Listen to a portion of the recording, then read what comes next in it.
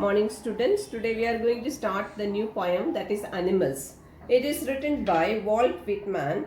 He was born in 1819 in America, and he was a poet, essayist and journalist, and he died in 1892. So in an age when all poetry was rhymed and metrical, means the age, the period in which who lived, Walt Whitman lived, people had written everything in a proper way. That means properly rhymed, metrical is there. But who made a change? The Whitman made a change, and he wrote in a revolutionary way, change way. That is new kind of poetry in free verse. We learned what is new free verse, isn't it? Free verse is a poetry which doesn't have a proper rhyme scheme. So who had written the poetry in a new style? Walt Whitman.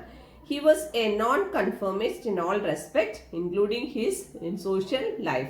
He always behaves in an entirely different way. He had written this poem, Animals. Let us see what it is about. The poet tells us that he feels more at home with animals than humans, whom he finds complicated and false. He is very much attached to the animals rather than with the human beings. Why? What do he say about the human beings? He used to say, human beings are always complicated and false. They are not true. That's what who used to say? The poet used to feel. That's why he feels at home with whom? With the animals. Let us begin the poetry.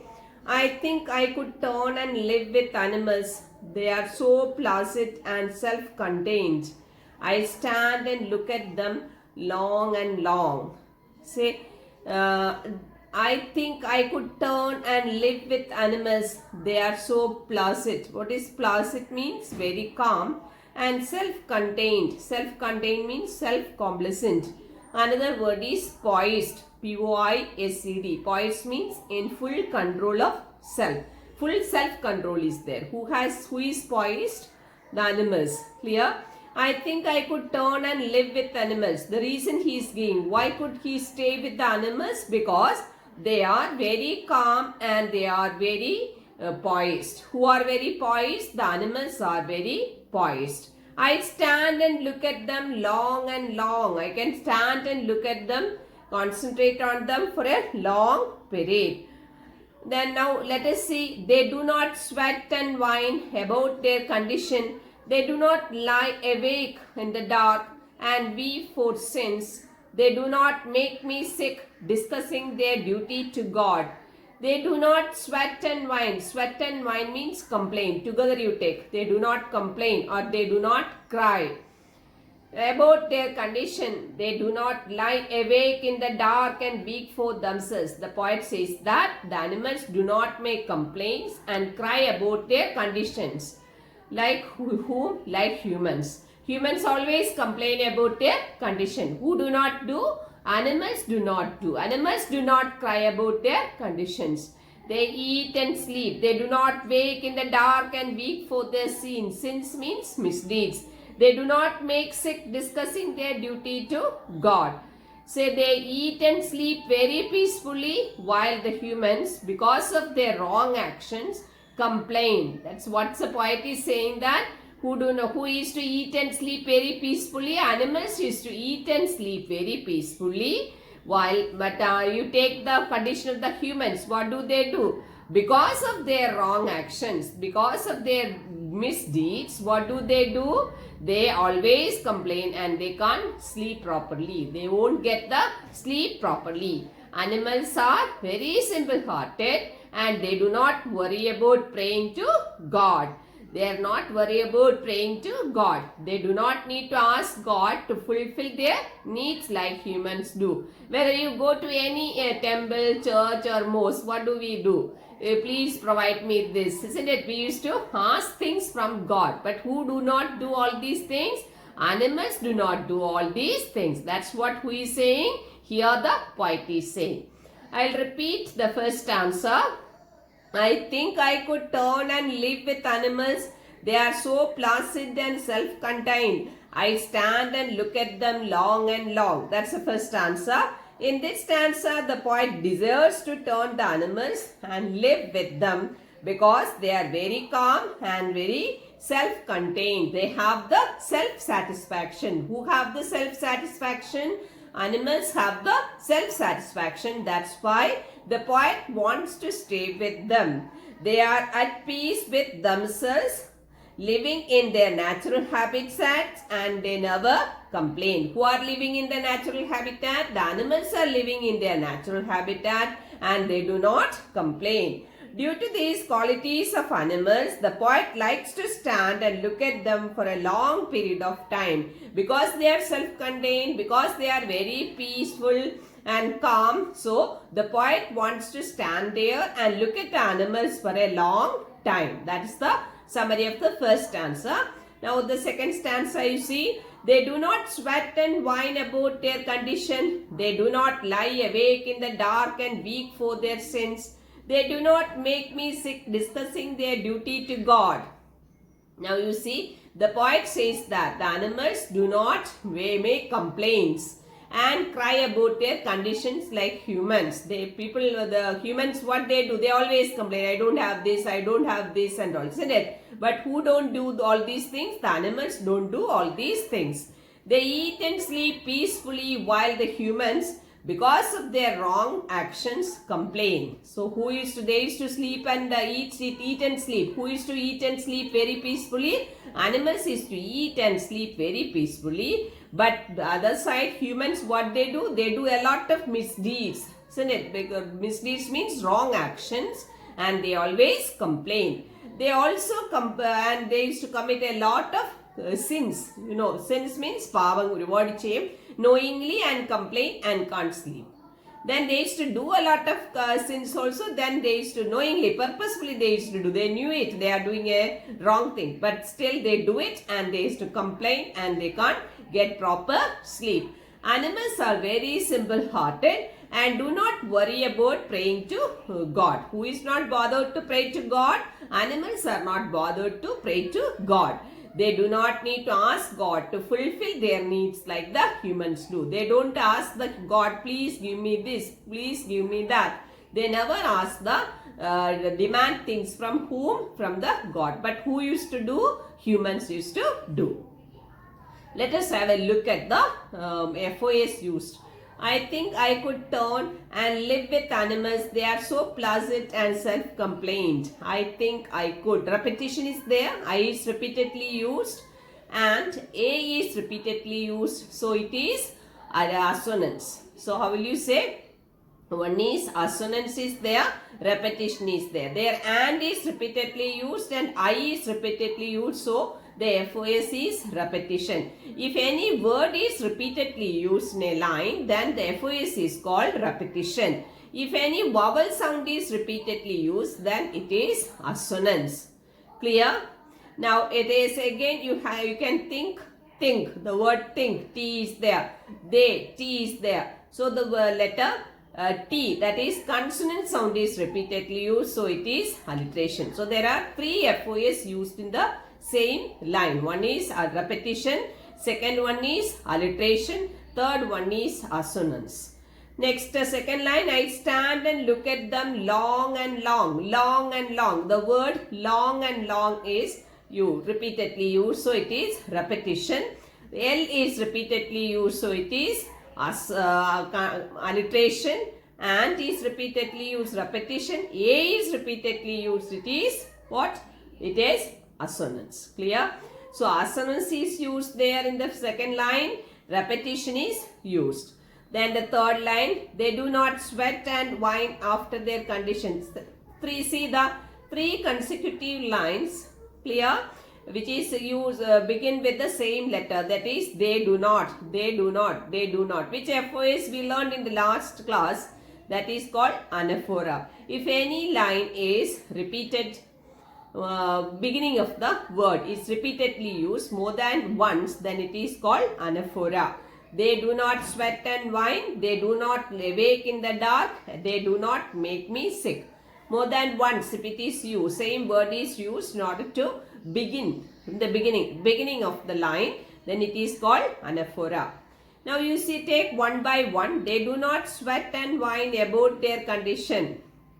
Sweat and whine A is repeatedly used. About, and A. There it is, assonance. Then next line you see, they do not lie awake in the dark and weep for their sins. There it is, alliteration is used, and there it is, assonance is used. So there are in the two FOS are there. Next third line, they do not make me sick discussing their duty to God. There again it is alliteration. T is repeatedly used. Then it is alliteration. Next you see the third stanza. Not one is dissatisfied, not one is demented with the mania of owning things. See, not one is dissatisfied, not one is demented with.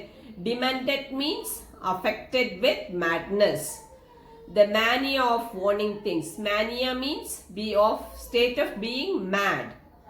Not one is dissatisfied, not one is demented with the mania of wanting things. Not one kneels to another. Kneels means bends to another. Not to his kind that lived thousands of years ago. Not one is respectable or unhappy over the whole earth. Here the poet says that animals show their relations to them. That is, they are self-contained and innocent. See, they do not make me, not one is dissatisfied. They are always satisfied. Not one is defended with the mania of wanting things. Human beings always want to buy this, buy that. I want to want this, I want to want that, isn't it? But who doesn't want to do all these things? Mad like possessing things? Animals. Isn't it? The poet says that animals show their relations to them. Why? Because they are self-contained and innocent. They are very self-satisfied. Self-contented means self-contented means satisfied and innocent. They remind the poet of these qualities and symbolize the lost values of human beings, because the human beings are lacking what? The self-containment, that is satisfaction and innocence. They lost all these good qualities. But who is still having all these qualities? Animals are having these qualities. The poet one day wonders where from these tokens who had the animals had.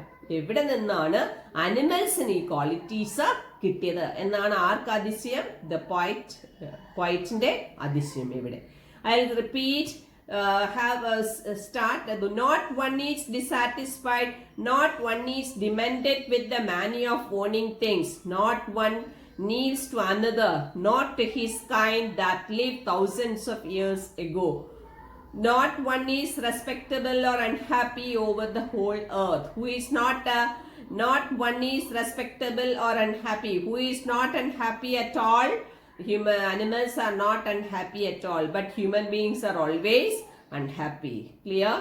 So the animals do not have what the people like human beings, crazy for things. They are not always in a run to buy, purchase or possess things. Who is always satisfied? Animals are always satisfied. Who is dissatisfied? Human beings are dissatisfied. Clear? And they are not always craving for things, isn't it? The poet calls them crazy for owning things. Like madness. Like mad people. Who is crazy? Human beings. For what? For possessing new things. That's why. But these qualities are not there in in the animals. But animals always what? Animals have the virtues. Which are the virtues they have? Their kindness, self-contented, and very respected people. Who are they? Animals. Clear? Next stanza. So they show their relations to me and I accept them. Because animals are having all these qualities. Animals seems to have, which are the qualities?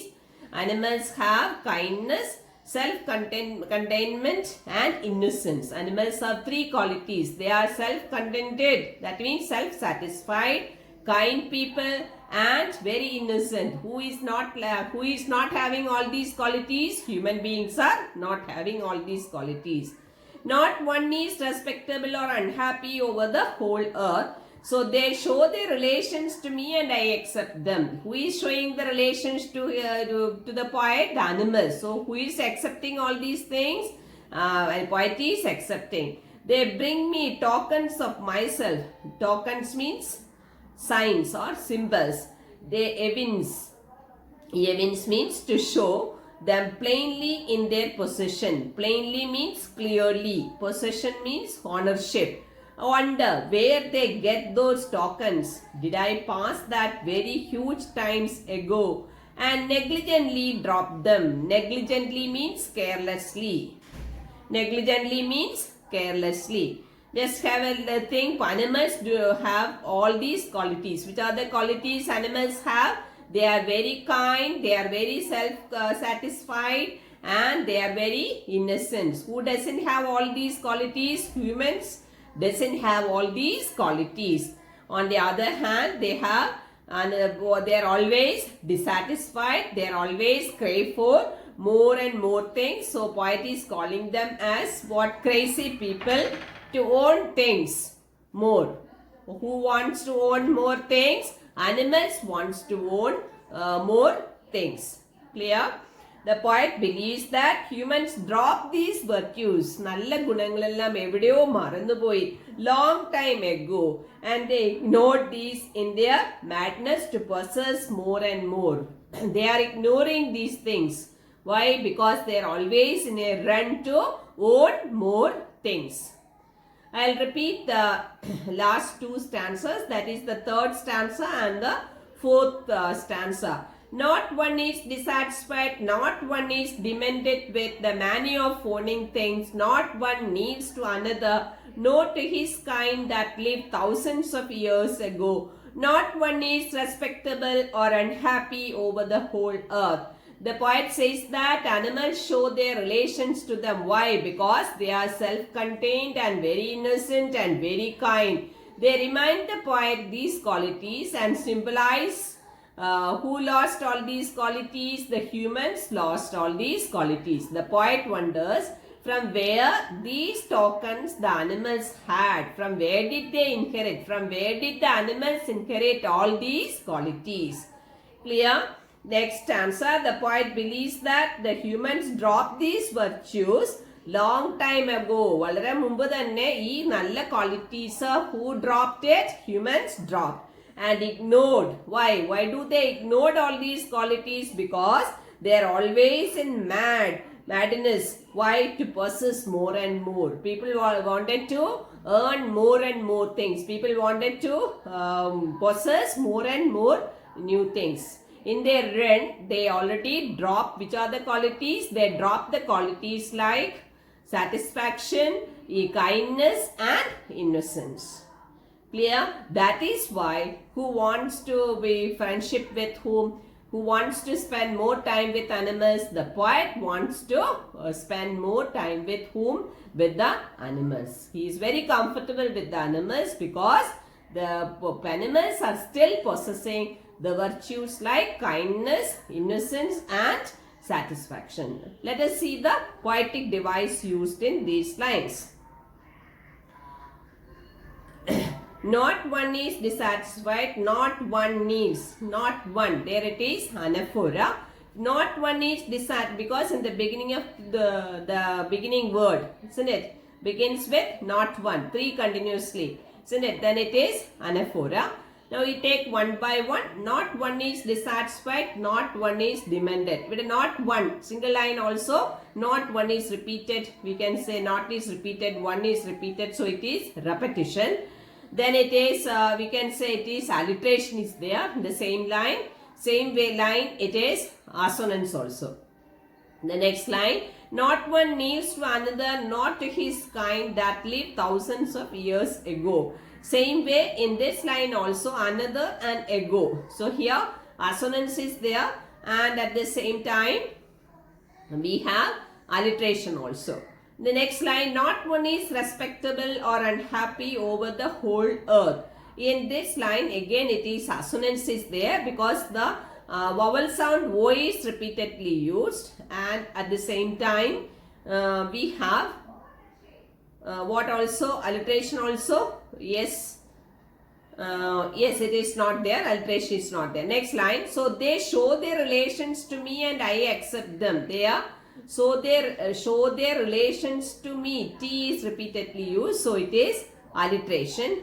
And in the next line, they bring me tokens of myself. They evince them plainly in their possession. They, T is there. T is repeatedly used, so it is alliteration. And next line, I wonder where they get those tokens. T is repeatedly used, W is repeatedly used, alliteration. Did I pass that way huge times ago and negligently? There A is repeatedly used, it is assonance, and there it is T also repeatedly used, so it is what also? Alliteration also. I hope you understood the poetic devices used. There is no proper rhyme scheme, so it is called a free verse. Any poem doesn't have a proper rhyme scheme, then it is known as free verse. If you have any doubts, you can contact me. Clear? Next, we are going to begin with grammar and composition. Morning, students. Let us have a revision of the grammar portions we studied last year. First, I am starting with modals. What are modals? Modals are called helping verbs. They are actually auxiliary verbs. Clear? Let us have a look at the auxiliaries we already studied. The first one is will. For what purpose we use the modals will? It is to show promise, request, willingness, certainty, habits, and asking for things. We use the verb will. Second one is would. Would is generally, it is a past tense of will. We use it for request or certainty, and even we can use it for the habits. Next, shall. Shall is used for promise, suggestion, and willingness. Should. Should show is used to show duty, obligation, suggestion, and advice. Next is may. May. It may rain. Possibility. That is possibility. Permission. May I get in? Isn't it? Wish, faith, hope, and purpose. Might is also past tense of what? May. Might is used, he might come. You are not sure. That is less possibility. And permission. Next, ought to. Ought to is used to show obligation, advice, and duty. Can. I can swim. That shows the ability. And request. For the expressing the request. Can I borrow your pen? Isn't it? Next is can they, past tense, that is could. Could you please lend me this? That is polite request. In order to express a polite request, we use could. Then used to. I used to walk in the morning. That is a past habit. Not to show the past habit, we use used to.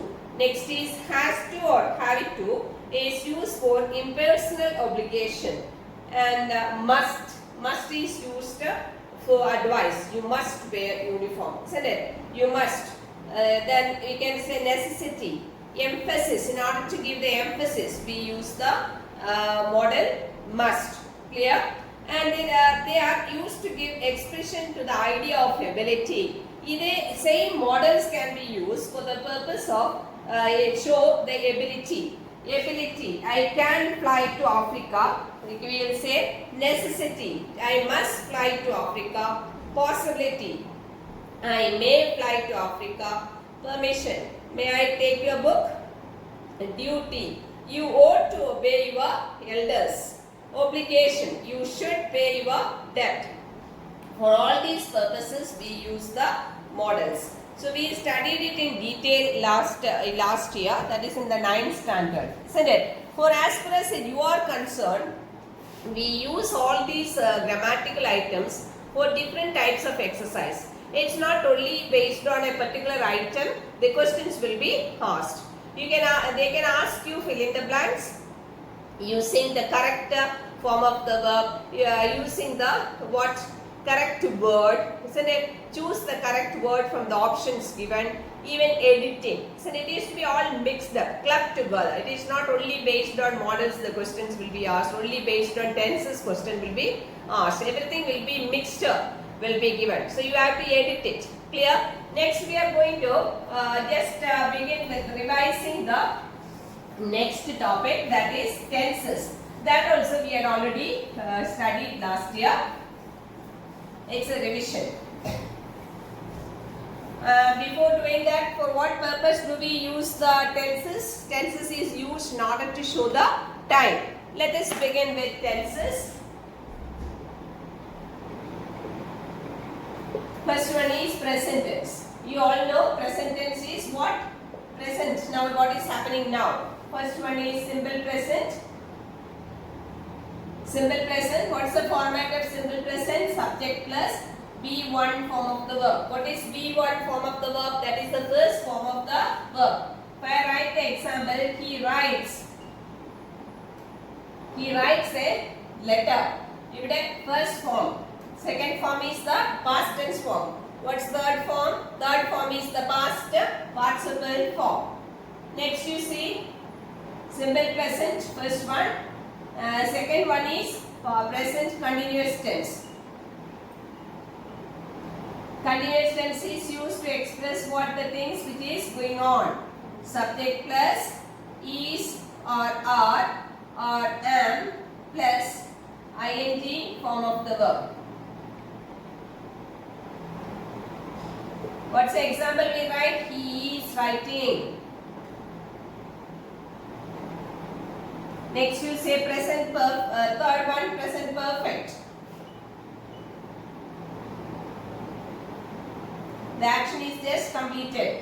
What's the format? Subject plus has or have plus be3 form of the verb. Let us change the same sentence.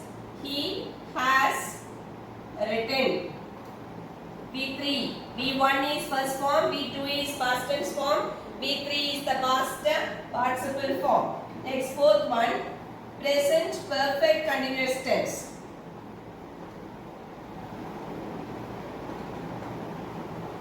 Present perfect continuous tense.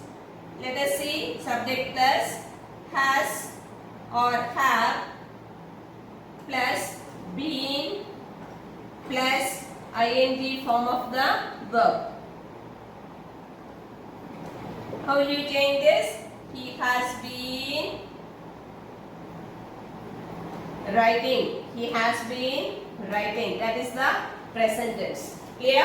The present tense that we learned last year.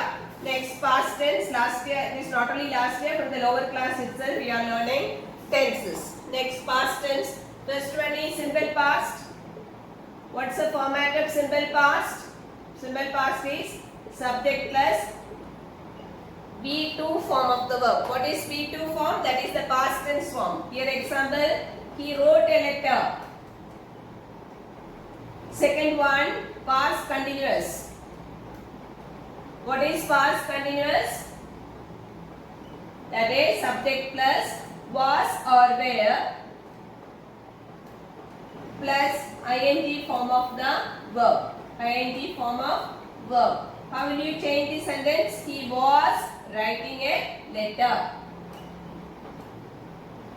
He was writing. Next, third one, past perfect.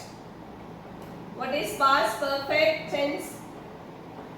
Subject plus had plus B3 form of the verb. How will you change this sentence? He had written a letter. He had written. Next, fourth one, past perfect continuous tense. Past perfect continuous.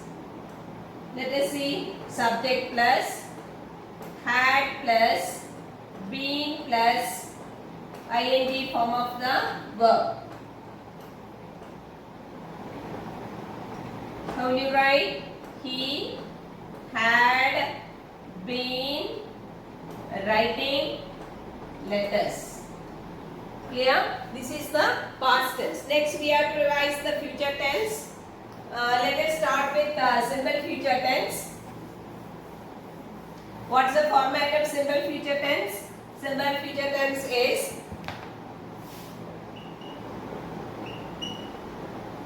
subject plus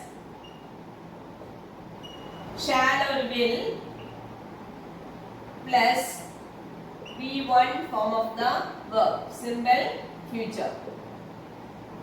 Clear? He will write a letter. Next is future continuous.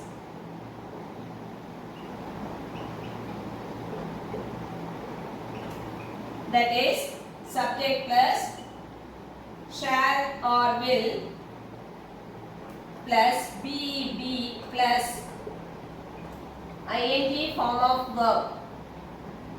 How do you change the sentence? He will be writing a letter. Clear? Next is third one, future perfect tense. That is subject plus shall or will plus have plus V3 form of the verb.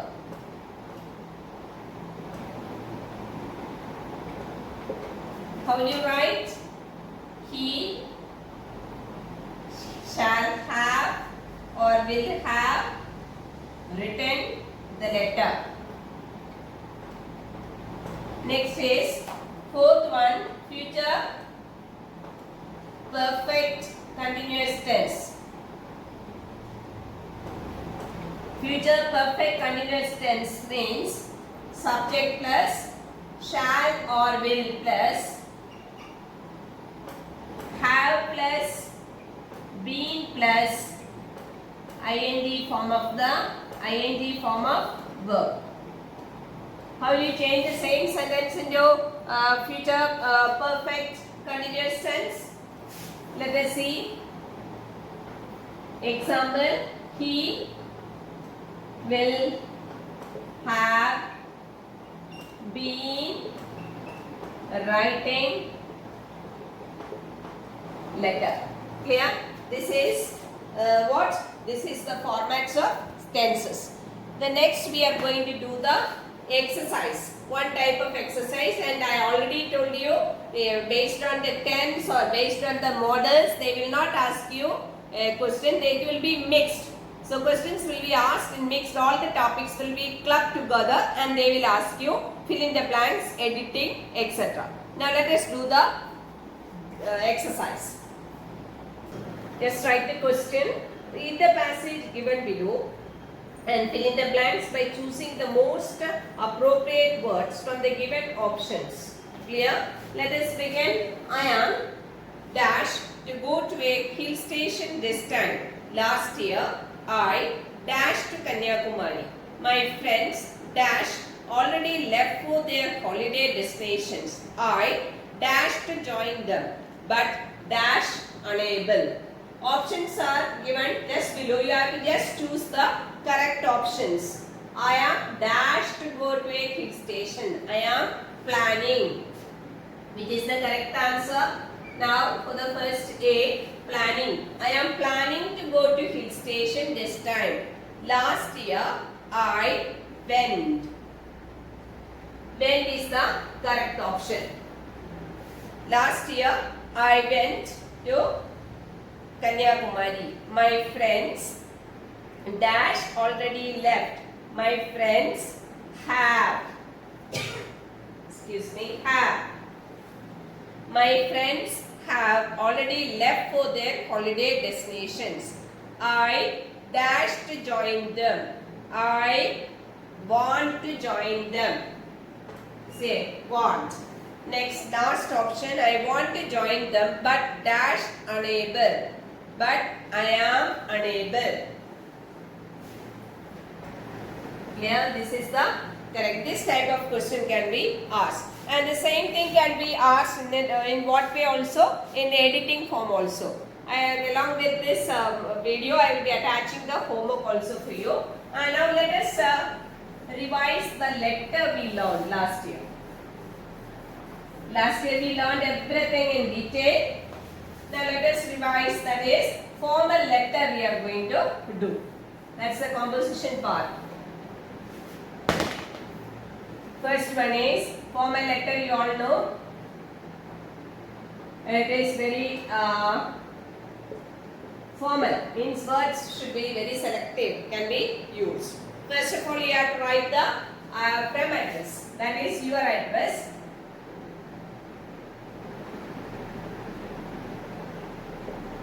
Clear? Then leave a space and write the date. If you are writing the date 8th September 2020, this is the way you have to write the date. Then again leave a place and write the to address, the editor. Times of India.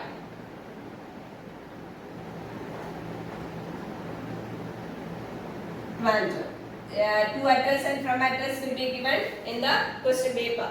Again leave one line and write subject.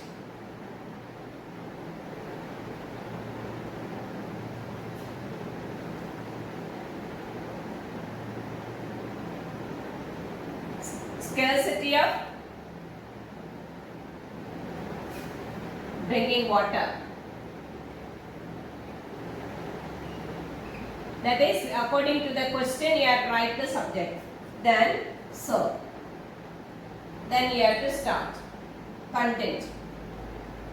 Content has to be written in 1, 2, 3 paragraphs. First paragraph introduction, second paragraph elaboration, second paragraph elaboration, third paragraph closing. Conclusion. Then closing of the letter, yours sincerely. Your name will be given in the question. You have right. This is already we have done in the 9th standard also, so it is not a problem for you. I hope you understood everything. If you have any doubts, you can call me. Then you can clarify your doubts. Thank you.